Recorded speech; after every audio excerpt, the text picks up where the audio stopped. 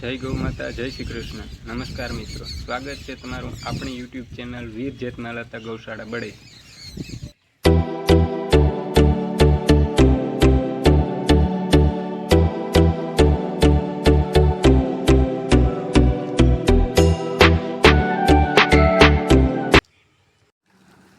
આજે વીર જેતમાલતા ગૌશાળાની અંદર રમેશ લીલા કોટડાવાળા કંદોઈ ફરસાણ તરફથી 5550 રૂપિયા દાન પેટે આપવામાં આવેલ છે। તો તેમનો વીર જેતમાલતા ગૌશાળા બડેજ તરફથી ખૂબ ખૂબ ધન્યવાદ। તો મિત્રો, લોકો જેમની આતુરતાપૂર્વક રાહ જોઈ રહ્યા હતા તેવા મેઘરાજા બડેજ ગામના આંગણે પધારી ચૂક્યા છે અને ઘણી જગ્યાએ પાણી પણ ભરાઈ ગયેલ છે। તો આપણી ગૌશાળાની અંદર પણ અડધો પોણો ફૂટ દરવાજાની બાજુમાં પાણી છે અને ગૌશાળામાં પણ છબછબિયું પાણી ભરાઈ ચૂકેલું છે।